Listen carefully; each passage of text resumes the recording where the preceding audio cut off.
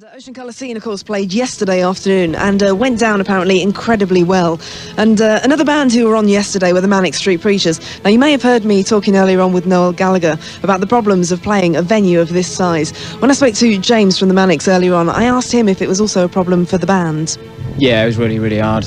Just felt like, and I also felt it was a really humbling experience as well. You know, made you realise your place in the pop scheme of things. Did it? You felt tiny? Yeah. So, yeah, it was hard. But how can you approach something like that? Is there, like, you're going on stage a bit later on? To be honest, you just get on there and see if you can get any kind of reaction, really. Like, it was the most unnervous I've ever been, ever. Unnervous? Yeah, I was just like, wasn't nervous whatsoever. I was just really confused as to how we would just go down, or if he would make any kind of connection whatsoever. But you did Loch Lomond? Yeah, but that was just like full of, you know, Scottish people with completely off their tits, just their jaws going up and down.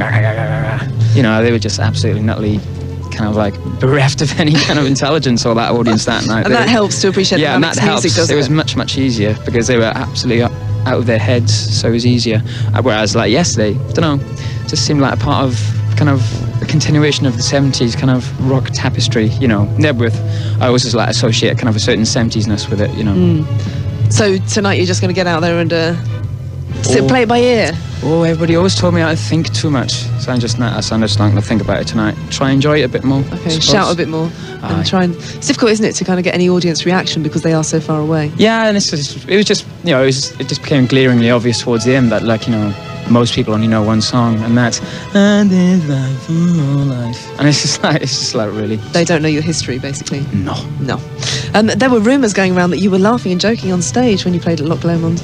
No, me and Nick kind of exchanged a couple of kind of Rick Parfitt, Francis Rossi kind of glares and stares at each other, that kind of thing. But no, there were no gags being cracked. What's it been like being involved with them over the past few months? Because you've played, you know, quite a lot of dates. It's just been, you know, at the end of the day, the only way you can judge, you know, kind of actually supporting bands, and we've done it quite a lot, is that, you know, you judge them by the way you get treated, and we've been treated really well, been treated like human beings.